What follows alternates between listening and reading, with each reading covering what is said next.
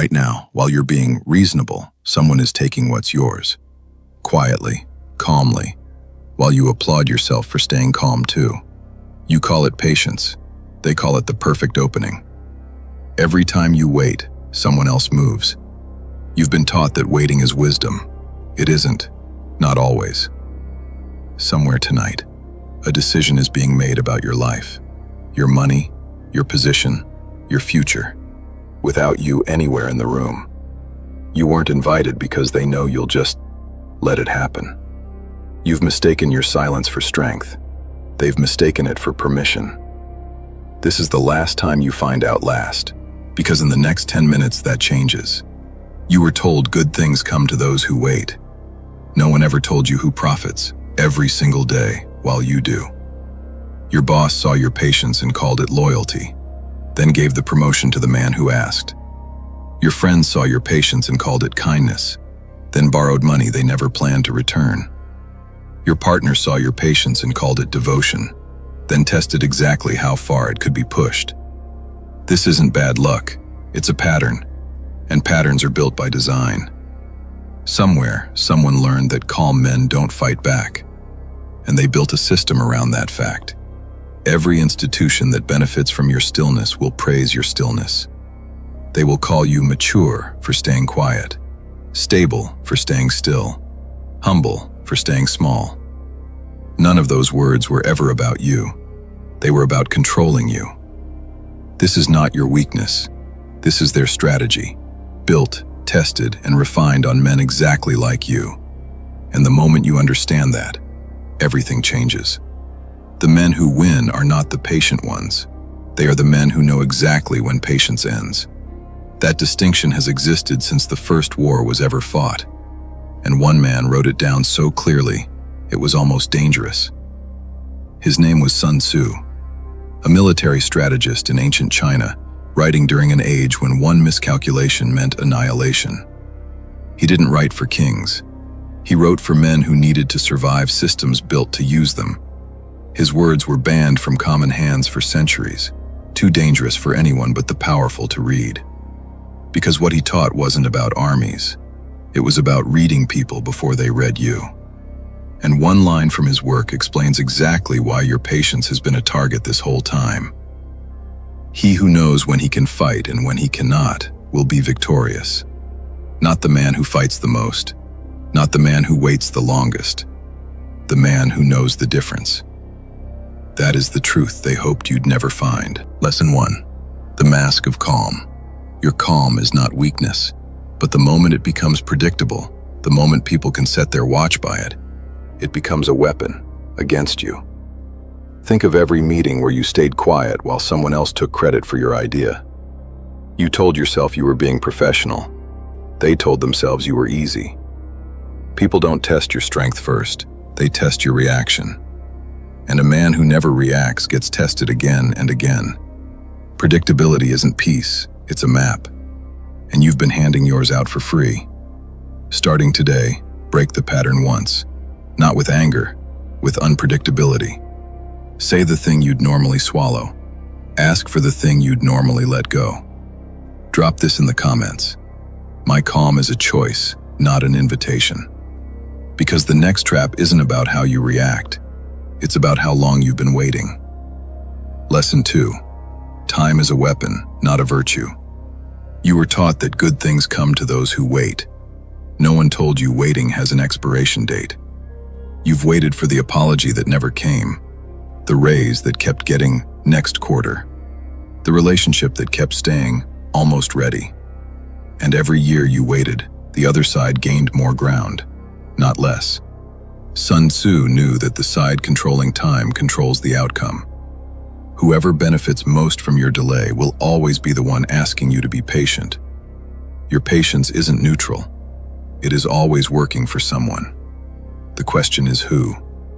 Today, put a date on one thing you've been waiting on indefinitely. Give it an endpoint. No endpoint means no leverage, for you.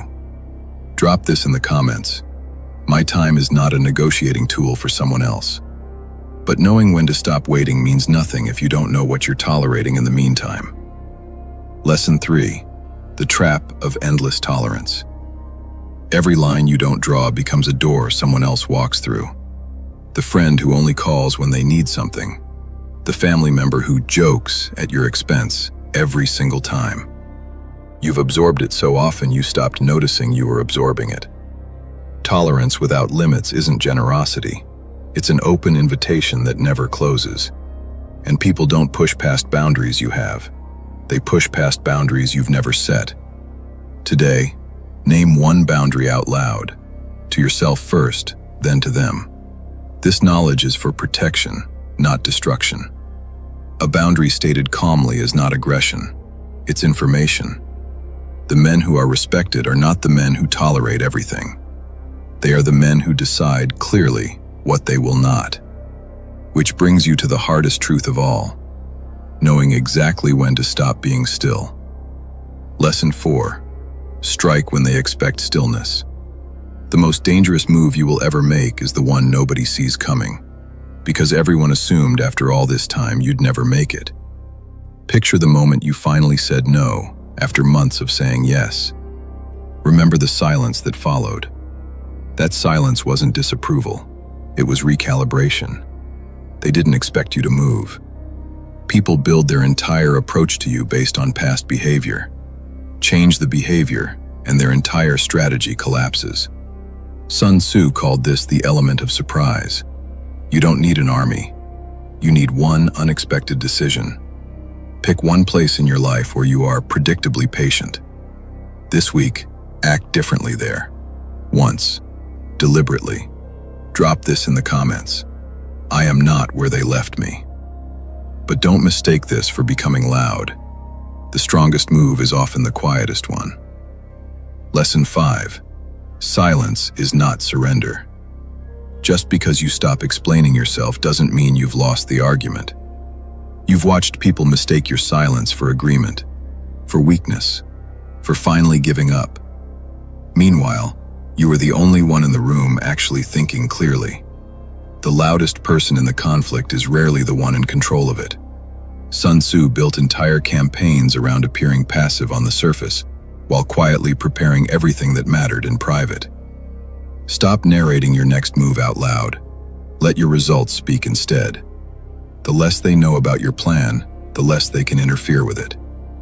Drop this in the comments. My silence is strategy, not surrender. And once you stop explaining, you'll finally have the clarity to know exactly when the waiting should end. Lesson 6. The discipline of knowing when. Patience without an exit point isn't a virtue. It's a trap you built yourself. You can probably name the exact moment you should have walked away, and didn't. Not because you didn't see it, because you'd convinced yourself that seeing it wasn't enough to act on it. Sun Tzu never taught endless restraint. He taught calculated restraint. Patience with a purpose and a limit. The difference between a man who is used and a man who is respected is one decision: knowing when enough is enough. Today, identify one situation where your patience has quietly become someone else's advantage.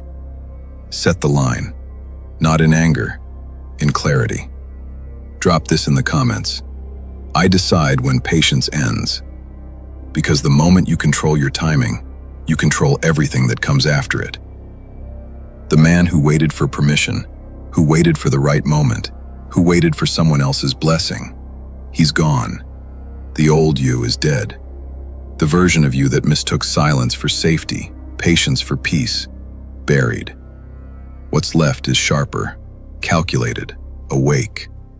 You are a weapon, pointed at your own future, not at the people who used you, not at the world that tested you, at what you're going to build next. You don't owe your stillness to anyone who never earned it. You belong to no one. Not your past, not their expectations, not the timeline they assumed you'd follow forever. You can close this video right now and go back to waiting, back to the way things have always been. That's still a choice. Or you can be the man who finally understood the difference between patience and permission. Subscribing won't change your life. Deciding will. But if this found you at the right moment, you'll know exactly what to do next. So tell me, where right now Has your patience quietly become someone else's advantage?